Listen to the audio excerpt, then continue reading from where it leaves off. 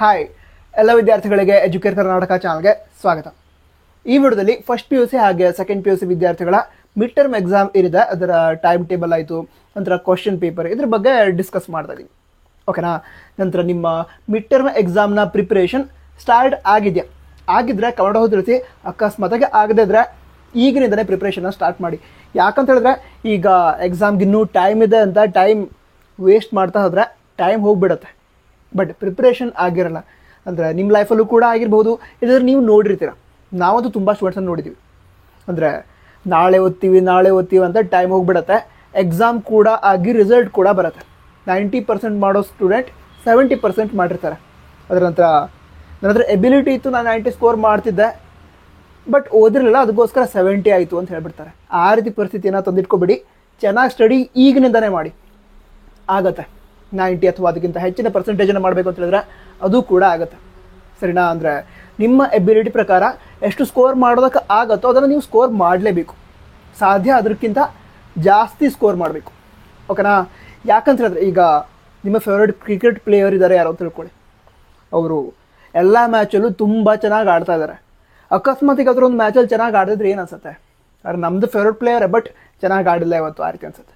ಅದೇ ಮತ್ತಾವುದೋ ಪ್ಲೇಯರ್ ಇದ್ದಾರೆ, ಅವ್ರು ಯಾವಾಗ ಚೆನ್ನಾಗಿ ಆಡಲ್ಲ, ಆ ದಿನ ತುಂಬ ಚೆನ್ನಾಗಿ ಆಡಿಬಿಟ್ರು, ಮ್ಯಾಚ್ ವಿನ್ ಮಾಡಿಸ್ಬಿಟ್ರು. ಹೇಗೆ ಅನ್ಸುತ್ತೆ? ಬೆಸ್ಟ್ ಅನ್ಸುತ್ತೆ, ಹೌದಾ? ಸೊ ನಿಮ್ಮ ಮೇಲೆ ಎಕ್ಸ್ಪೆಕ್ಟೇಷನ್ ಇರುತ್ತೆ. ನಿಮ್ಮ ಫ್ಯಾಮಿಲಿ ಮೆಂಬರ್ಸ್, ಟೀಚರ್ಸ್, ಫ್ರೆಂಡ್ಸ್ ಎಲ್ರಿಗೂ ಕೂಡ ನಿಮ್ಮಲ್ಲಿ ಒಂದು ಎಕ್ಸ್ಪೆಕ್ಟೇಷನ್ ಇರುತ್ತೆ. ಅಂದರೆ ಈ ರೀತಿ ಟ್ರ್ಯಾಕ್ ರೆಕಾರ್ಡನ್ನು ಇಟ್ಕೊಂಡಿದ್ದಾರೆ, ಇಷ್ಟು ಚೆನ್ನಾಗಿ ಸ್ಕೋರ್ ಪ್ರತಿ ಎಕ್ಸಾಮಲ್ಲೂ ಮಾಡಿದ್ದಾರೆ, ಈ ಎಕ್ಸಾಮಲ್ಲೂ ಕೂಡ ಮಾಡ್ತಾರೆ, ಆ ರೀತಿ ಇರುತ್ತೆ. ಸರಿನಾ? ನಂತರ ಅವ್ರ ಎಕ್ಸ್ಪೆಕ್ಟೇಷನ್ ಫುಲ್ಫಿಲ್ ಮಾಡೋದಕ್ಕೆ ಅನ್ನೋದಕ್ಕಿಂತ ನಿಮ್ಮ ಫ್ಯೂಚರ್ ಬಗ್ಗೆ ನೀವು ಸೀರಿಯಸ್ ಆಗಬೇಕು. ಅದಕ್ಕೋಸ್ಕರನೇ ಚೆನ್ನಾಗಿ ಓದಬೇಕು. ಯಾಕಂತ ಹೇಳಿದ್ರೆ ಈ ಮಿಡ್ ಟರ್ಮ್ ಎಕ್ಸಾಮ್ ಮಾರ್ಕ್ಸ್ ಏನಿದೆ ಅದು ನಿಮಗೆ ನಿಮ್ಮ ಫೈನಲ್ ಎಕ್ಸಾಮ್ ಏನಿದೆ ಅದರಲ್ಲಿ ಇಂಟರ್ನಲ್ ಮಾರ್ಕ್ಸ್ ಅಂತ ಇರುತ್ತಲ್ವ, ಅದಕ್ಕೆ ಆ್ಯಡ್ ಆಗುತ್ತೆ. ಸೊ ಈ ಮಿಡ್ ಟರ್ಮ್ ಎಕ್ಸಾಮ್ ಏನಿದೆ ಇದರಲ್ಲಿ ನೀವು ಜಾಸ್ತಿ ಫೋಕಸ್ ಮಾಡಬೇಕಾಗಿರುವಂತಹ ಸಬ್ಜೆಕ್ಟ್ಗಳು ಕೂಡ ಈಗ 80 ಮಾರ್ಕ್ಸ್ನ ಎಕ್ಸಾಮ್ ಆಗುತ್ತಲ್ವಾ. ಈಗ ಕನ್ನಡ, ಇಂಗ್ಲೀಷ್, ನಂತರ ಹಿಸ್ಟ್ರಿ, ನಂತರ ಎಕನಾಮಿಕ್ಸ್. ಸೊ ಈ ಎಲ್ಲ ಎಕ್ಸಾಮ್ಗಳು ಎಷ್ಟು ಮಾರ್ಕ್ಸಿಂದ ಆಗುತ್ತೆ ಹೇಳಿ? 80 ಮಾರ್ಕ್ಸಿಂದ ಆಗುತ್ತೆ. ಅದರಲ್ಲಿ 20 ಮಾರ್ಕ್ಸ್ ಇಂಟರ್ನಲ್ ಇರುತ್ತೆ. ಆ ಇಂಟರ್ನಲ್ ಮಾರ್ಕ್ಸ್ಗೆ ಈ ಮಿಡ್ ಟರ್ಮ್ ಮಾರ್ಕ್ಸ್ ಕೂಡ ಕನ್ಸಿಡರ್ ಆಗುತ್ತೆ.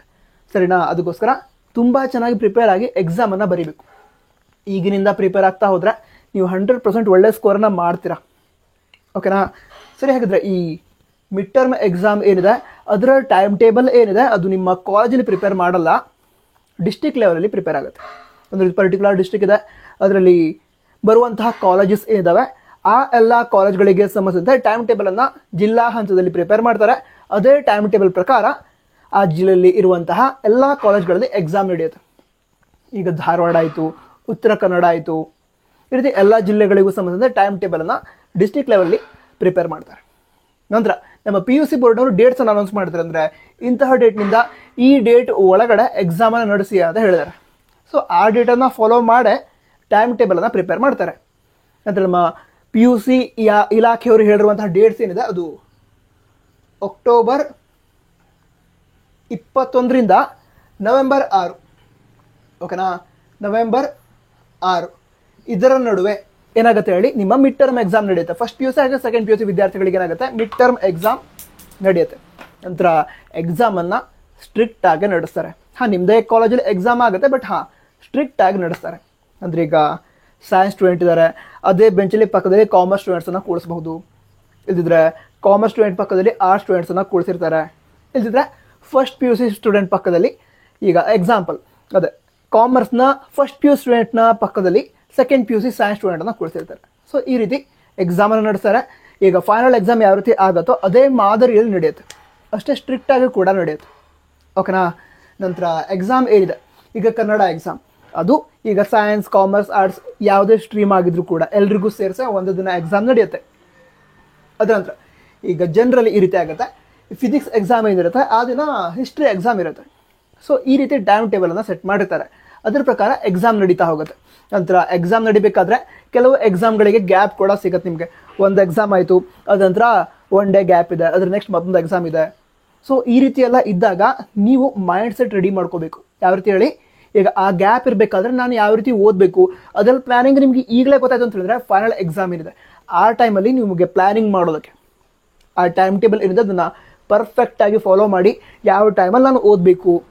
ಸೊ ಇದೆಲ್ಲ ಮಾಡಿಕೊಂಡ್ರೆ, ಅದು ತಿಳಿದುಕೊಂಡ್ರೆ ನಿಮಗೆ ಈ ಎಕ್ಸಾಮ್ ಅಂತೂ ಚೆನ್ನಾಗಿ ಆಗುತ್ತೆ, ಅದ್ರ ಜೊತೆಗೆ ಫೈನಲ್ ಎಕ್ಸಾಮ್ ಪ್ರಿಪ್ರೇಷನ್ ಕೂಡ ಆಗುತ್ತೆ.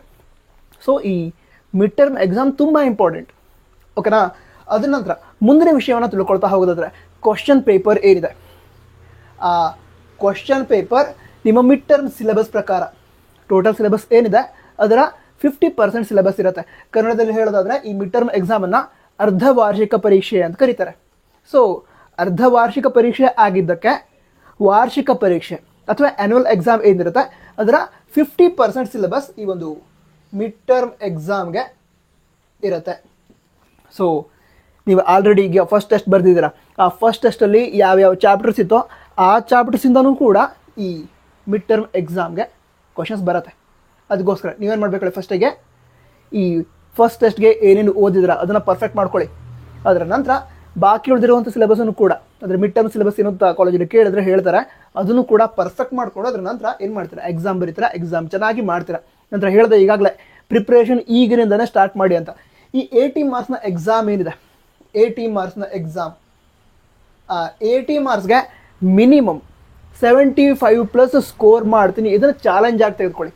ನಂತರ ಈಗಿಂದ ಪ್ರಿಪ್ರೇಷನ್ ಮಾಡಿದ್ರೆ ನೀವು ಬೇಕಿದ್ರೆ ಹಿಂದಿನ ನಿಮ್ಮ ಟ್ರ್ಯಾಕ್ ರೆಕಾರ್ಡ್, ನಿಮ್ಮ ರೆಕಾರ್ಡ್ ಎಷ್ಟೇ ಇರಲಿ, ನಾನು 60ನೇ ಸ್ಕೋರ್ ಮಾಡಿದ್ದೀನಿ, 50 ಅಷ್ಟೇ ಆಗಿದೆ, ಅದ್ರಿಗೆ ಜಾಸ್ತಿ ಸ್ಕೋರೇ ಮಾಡಿಲ್ಲ ನಾನು, ಆ ರೀತಿ ಇದ್ದರೂ ಕೂಡ ಯು ಕ್ಯಾನ್ ಸ್ಕೋರ್ 75+ ಆಗುತ್ತೆ. ಈಗಿನಿಂದನೇ ಪ್ರಿಪ್ರೇಷನ್ ಮಾಡಿದ್ರೆ 100% ಆಗುತ್ತೆ. ಅದಕ್ಕೋಸ್ಕರ ಈ ಚಾಲೆಂಜನ್ನು ತೆಗೆದುಕೊಳ್ಳಿ. 80ಗೆ 75+ ನಾನು ಸ್ಕೋರ್ ಮಾಡೇ ಮಾಡ್ತೀನಿ, ಅದು ನಿಮ್ಮ ಮನಸ್ಸಲ್ಲಿ ಇರಲಿ. ನಂತರ ಅದನ್ನು ಕಮೆಂಟ್ ಬಾಕ್ಸಲ್ಲಿ ಕೂಡ ತಿಳಿಸಿ, ಐ ಎಕ್ಸೆಪ್ಟ್ ದಿಸ್ ಚಾಲೆಂಜ್ ಅಂತ. ಅದರ ನಂತರ ಈಗ ಕ್ವಶನ್ ಪೇಪರ್ ಡಿಫಿಕಲ್ಟಿ ಎಷ್ಟಿರುತ್ತೆ ಅಂತ ತಿಳ್ಕೊಳ್ಳೋದಾದ್ರೆ, ಈಗ ಫೈನಲ್ ಎಕ್ಸಾಮ್ನ ಡಿಫಿಕಲ್ಟಿ ಲೆವೆಲ್ ಏನಿರುತ್ತೆ ಅದೇ ರೀತಿ ಡಿಫಿಕಲ್ಟಿ ಲೆವೆಲ್ ಈ ಮಿಡ್ ಟರ್ಮ್ ಎಕ್ಸಾಮ್ನ ಕ್ವಶನ್ ಪೇಪರ್ಲ್ಲೂ ಕೂಡ ಇರುತ್ತೆ. ಯಾಕಂತ ಹೇಳಿದ್ರೆ ನೀವೀಗ ಫಸ್ಟ್ ಟೆಸ್ಟ್ ಬರೀತೀರಾ, ಮಿಡ್ ಟರ್ಮ್ ಎಕ್ಸಾಮ್ ಬರೀತೀರಾ, ಅದಂತ ಸೆಕೆಂಡ್ ಟೆಸ್ಟ್ ಬರೀತೀರಾ, ಎಲ್ಲ ಎಕ್ಸಾಮ್ ಬರೆದು ಪ್ರಿಪೇರ್ ಆಗ್ತೀರಾ. ಪ್ರಿಪೇರ್ ಆಗೋದು ಯಾವ ಎಕ್ಸಾಮ್ಗಳು ಹೇಳಿ, ಫೈನಲ್ ಎಕ್ಸಾಮ್ಗೆ. ಸೊ ಫೈನಲ್ ಎಕ್ಸಾಮಲ್ಲಿ ನೀವು ಓದಿರುವಂತಹ ಸಿಲೆಬಸ್ನ ಪ್ರಕಾರ ಡಿಫಿಕಲ್ಟ್ ಕ್ವಶನ್ ಆಗಿರ್ಬೋದು ಅಥವಾ ಈಸಿ ಕ್ವಶನ್ ಆಗಿರ್ಬೋದು, ಯಾವುದೇ ರೀತಿ ಕ್ವಶನ್ ಆಗಿರಲಿ, ಅದು ಫೈನಲ್ ಎಕ್ಸಾಮಲ್ಲಿ ಯಾವ ರೀತಿ ಬರುತ್ತೋ ಅದನ್ನು ಇನ್ಕ್ಲೂಡ್ ಮಾಡಿ ಎಕ್ಸಾಮ್ ಮಾಡ್ತಾರೆ. ನಿಮಗೆ ಈಗ ಫಸ್ಟ್ ಟೆಸ್ಟ್ ಆಯಿತು, ಅದರಲ್ಲೂ ಕೂಡ ಫೈನಲ್ ಎಕ್ಸಾಮಲ್ಲಿ ಯಾವ ರೀತಿ ಕ್ವಶನ್ಸ್ ಬರುತ್ತೆ ಅದನ್ನು ಸೇರಿಸ್ಕೊಂಡು ನಿಮಗೆ ಕ್ವಶನ್ ಪೇಪರ್ ಕೊಟ್ಟಿದ್ರೆ ಎಕ್ಸಾಮ್ ಮಾಡಿದ್ರು. ಈಗ ಮಿಡ್ ಟರ್ಮ್ ಎಕ್ಸಾಮಲ್ಲೂ ಕೂಡ 50% ಸಿಲೆಬಸ್ ಏನಿದೆ, ಆ 50% ಸಿಲೆಬಸ್ನಿಂದ ಫೈನಲ್ ಎಕ್ಸಾಮ್ನಲ್ಲಿ ಯಾವ್ಯಾವ ರೀತಿಯ ಕ್ವಶನ್ಸ್ ಬರಬಹುದು, ಎಷ್ಟು ಡಿಫಿಕಲ್ಟ್ ಇರುವಂಥ ಕ್ವಶನ್ ಬರಬಹುದು, ಅವೆಲ್ಲಗಳನ್ನು ತಿಳಿದುಕೊಂಡು ಅಥವಾ ಅವೆಲ್ಲಗಳ ಪ್ರಕಾರ ನಿಮಗೆ ಮಿಡ್ ಟರ್ಮ್ ಎಕ್ಸಾಮ್ ನಡೆಸ್ತಾರೆ. ಸೊ ಡಿಫಿಕಲ್ಟಿ ಲೆವೆಲ್ ಏನಿದೆ ಅದು ಫೈನಲ್ ಎಕ್ಸಾಮಲ್ಲಿ ಯಾವ ರೀತಿ ಡಿಫಿಕಲ್ಟಿ ಲೆವೆಲ್ ಇರುತ್ತೋ ಅದೇ ರೀತಿ ಇರುತ್ತೆ. ನಂತರ ಈಗ ಫೈನಲ್ ಎಕ್ಸಾಮ್ ಅಂದ್ಕೊಳ್ಳದೆ ಪೂರ್ತಿ ಡಿಫಿಕಲ್ಟ್ ಇರುತ್ತೆ, ಆ ರೀತಿನೂ ಇರಲ್ಲ. ಈಸಿ, ಎವರೇಜ್, ಡಿಫಿಕಲ್ಟ್ ಈ ರೀತಿ ಇರುತ್ತೆ. ಈಸಿ ಕ್ವಶನ್ಸು ಇರುತ್ತೆ, ತುಂಬ ಈಸಿ ಕ್ವಶನ್ಸ್ ಅದು ಇರುತ್ತೆ. ನಂತರ ಎವರೇಜ್ ಇರುವಂಥ ಕ್ವಶನ್ ಅದು ಇರುತ್ತೆ. ತುಂಬ ಡಿಫಿಕಲ್ಟ್ ಕ್ವಶನ್ಸ್ ಅಂದರೆ ಕ್ರಿಟಿಕಲ್ ಥಿಂಕಿಂಗ್ ಕ್ವಶನ್ಸ್ ಏನಿರುತ್ತೆ ಅದು ಕೂಡ ಎಕ್ಸಾಮಲ್ಲಿ ಕೇಳಿರ್ತಾರೆ. ಸೊ ಈ ರೀತಿ ಪ್ಯಾಟರ್ನ್ ಪ್ರಕಾರ ಏನು ಮಾಡ್ತಾರೆ ಹೇಳಿ, ಕ್ವಶನ್ ಪೇಪರ್ನ ಪ್ರಿಪೇರ್ ಮಾಡ್ತಾರೆ. ನಿಮ್ಮ ಕ್ವಶನ್ ಪೇಪರ್ ಏನಿದೆ ಅದು ಕೂಡ ಇದೇ ರೀತಿ ಪ್ರಿಪೇರ್ ಮಾಡಿರ್ತಾರೆ. ನಂತರ ಈ ಕ್ವಶನ್ ಪೇಪರ್ ಏನಿದೆ ಅದ್ರ ಬಗ್ಗೆ ಮುಂದೆ ಡೀಟೇಲ್ ಆಗಿ ಒಂದು ವಿಡಿಯೋನ ಮಾಡಿರ್ತೀನಿ, ಸರಿನಾ? ಎಲ್ಲ ಸಬ್ಜೆಕ್ಟ್ಗಳಿಗೆ ಸಂಬಂಧ ಡೀಟೇಲ್ ಆಗಿ ವಿಡಿಯೋನ ಮಾಡಿರ್ತೀನಿ. ಸೊ ಸಬ್ಸ್ಕ್ರೈಬ್ ಮಾಡಿ. ನಂತರ ಕ್ವಶನ್ ಪೇಪರ್ ಬಗ್ಗೆ ಏನಾದರೂ ಡೌಟ್ ಇದ್ರೆ, ಅಂದರೆ ಎಕ್ಸಾಮ್ ಬಗ್ಗೆ, ಕ್ವಶನ್ ಪೇಪರ್ ಬಗ್ಗೆ ಏನಾದರೂ ಡೌಟ್ ಇದ್ರೆ ಕಮೆಂಟ್ ಹೋಗಿ ತಿಳಿಸಿ. ಅವುಗಳನ್ನು ಸೇರಿಸಿ ಆ ವಿಡಿಯೋದಲ್ಲಿ ನಿಮಗೆ ಎಕ್ಸ್ಪ್ಲೇನ್ ಮಾಡಿ ವಿಷಯವನ್ನ ತಿಳಿಸ್ತೀನಿ. ಓಕೆನಾ? ಅದರ ನಂತರ ಈಗ ಆನ್ಸರ್ ಪೇಪರ್ ಇವ್ಯಾಲ್ಯೂಯೇಷನ್ ಬಗ್ಗೆ ತಿಳ್ಕೊಳ್ಳೋಣ. ಆನ್ಸರ್ ಪೇಪರ್ ಇವ್ಯಾಲ್ಯೂಯೇಷನ್ ನಿಮ್ಮದೇ ಕಾಲೇಜಲ್ಲಿ ನಿಮಗೆ ಟೀಚ್ ಮಾಡುವಂತಹ ಲೆಕ್ಚರರ್ ಮಾಡ್ತಾರೆ, ಆದರೆ ಸ್ಟ್ರಿಕ್ಟ್ ಆಗಿ ಮಾಡ್ತಾರೆ. ಓಕೆನಾ? ಈಗ ಆನ್ಸರ್ ಪೇಪರ್ ಇವ್ಯಾಲ್ಯೂಯೇಷನ್ ಮಾಡೋದಕ್ಕೋಸ್ಕರ ನಿಮ್ಮ ಲೆಕ್ಚರರ್ಸ್ಗೆ ಕೀ ಆನ್ಸರ್ಸ್ ಅನ್ನ ಕೊಟ್ಟಿರ್ತಾರೆ ಅಥವಾ ಸ್ಕೀಮ್ ಆಫ್ ಇವ್ಯಾಲ್ಯೂಯೇಷನ್ ಕೊಟ್ಟಿರ್ತಾರೆ. ಸೊ ಅದರ ಪ್ರಕಾರ ನೀವೇನು ಆನ್ಸರ್ ಬರ್ದಿದ್ದೀರಾ ಅದರಲ್ಲೂ ಚೆಕ್ ಮಾಡ್ತಾರೆ. ಸರಿಯಾಗಿ ಬರ್ದಿದ್ರೆ ಮಾರ್ಕ್ಸ್ ಕೊಡ್ತಾರೆ. ಈಗ ಯಾವ್ದು ಸ್ಟೂಡೆಂಟ್ ಚೆನ್ನಾಗಿ ಬರ್ದೇ ಇಲ್ಲ, ಪ್ರಿಪೇರೇ ಆಗಿಲ್ಲ, ಪೇಪರ್ ಖಾಲಿ ಇಟ್ಕೊಂಡಿದ್ದಾರೆ ಅಥವಾ ಪೇಪರ್ಲಿ ರಾಂಗ್ ಆಗಿ ಬರ್ದಿದ್ದಾರೆ, ಹಾಗಿದ್ರೆ ಮಾರ್ಕ್ಸ್ ಕೊಡಲ್ಲ, ಫೇಲ್ ಕೂಡ ಮಾಡ್ತಾರೆ. ನೀವು ಆ ರೀತಿ ಆಗಲ್ಲ ಅಂತ ಗೊತ್ತು, ತುಂಬ ಚೆನ್ನಾಗಿ ಎಕ್ಸಾಮ್ ಬರೀತೀರಾ, ಬಟ್ ಜಸ್ಟ್ ಹೇಳ್ದೆ ಅಷ್ಟೇ. ನಂತರ ನೀವು ಈಗಿನಿಂದ ಪ್ರಿಪೇರ್ ಆದರೆ ಒಳ್ಳೆ ಸ್ಕೋರ್ ಮಾಡೋದಕ್ಕೆ ನಿಮ್ಮಿಂದ ಆಗತ್ತೆ. ಅಂದರೆ 80ಗೆ 75+ ಈಸಿಯಾಗಿ ಸ್ಕೋರ್ ಮಾಡ್ತೀರಾ. ಅಂದರೆ ನೀವು ಈ ಹಿಂದೆ ನಾವು ಸ್ಕೋರ್ ಮಾಡಿಲ್ಲ ಸರ್, 9th ಆಗಿರಲಿಲ್ಲ, 10th ಆಗಿರಲಿಲ್ಲ, ಫಸ್ಟ್ ಟೆಸ್ಟಲ್ಲೂ ಒಳ್ಳೆ ಸ್ಕೋರ್ ಮಾಡಿಲ್ಲ, ನಾನು ಇದುವರೆಗೆ ನನ್ನ ಲೈಫಲ್ಲಿ ಸ್ಕೋರ್ ಮಾಡಿದ್ದೆ 60, ಅದಕ್ಕಿಂತ ಜಾಸ್ತಿ ಸ್ಕೋರ್ ಮಾಡಿಲ್ಲ. ಆ ರೀತಿ ಇದ್ರೂ ಕೂಡ ಈಗಿನಿಂದ ಪ್ರಿಪ್ರೇಷನ್ ಸ್ಟಾರ್ಟ್ ಮಾಡಿ 80ಗೆ 75+ ಈಸಿಯಾಗಿ ಸ್ಕೋರ್ ಮಾಡ್ತೀರಾ. ಆಗತ್ತೆ, ಟ್ರೈ ಆದರೂ ಮಾಡಿ. ಅಂದರೆ ಈಗ ಬೇರೆಯವ್ರು ನಮ್ಮನ್ನು ಅಂಡರ್ ಎಸ್ಟಿಮೇಟ್ ಮಾಡ್ತಾರೆ ಕೆಲವೊಮ್ಮೆ, ಓಕೆ ಬೇಜಾರಾಗತ್ತೆ. ನಮ್ಮನ್ನು ನಾವೇ ಅಂಡರ್ ಎಸ್ಟಿಮೇಟ್ ಮಾಡಿ ನಮ್ಮಿಂದ ಆಗೋದೇ ಇಷ್ಟು ಆಯ್ತು ಅನ್ಕೋಬಾರ್ದು. ಪ್ರಿಪ್ರೇಷನ್ ಮಾಡಿ ನೋಡೋಣ ಒಮ್ಮೆ. ಆಗುತ್ತೆ. 80ಗೆ 75+ ಸ್ಕೋರ್ ಮಾಡ್ತೀರಾ, ಟ್ರೈ ಮಾಡಿ. ನನಗೆ ನಿಮ್ಮ ಮೇಲೆ ಟ್ರಸ್ಟ್ ಇದೆ. ಎಕ್ಸಾಮ್ ರಿಸಲ್ಟ್ ಬಂದು ಕಮೆಂಟ್ ಮಾಡಿ ತಿಳಿಸಿ, ಸರ್ ನಾನು ಅಂದ್ಕೊಂಡಿಲ್ಲ ಆಗಿದ್ದೆ ಇಷ್ಟು ಒಳ್ಳೆ ಸ್ಕೋರ್ ಆಗತ್ತೆ ಅಂತ, ಬಟ್ ಆಯಿತು ಅಂತ. ಯಾಕಂತ ಹೇಳಿದ್ರೆ ನಿಮ್ಮಿಂದ ಆಗತ್ತೆ. ನಂತರ ಇದಿಷ್ಟು ವಿಷಯ ಆಗಿತ್ತು ನಿಮ್ಮ ಪ್ರಿಪ್ರೇಷನ್ ಹಾಗೆ ಎಕ್ಸಾಮ್ಗೆ. All the best. ಜೈ ಹಿಂದ್. ವಂದೇ ಮಾತರಂ.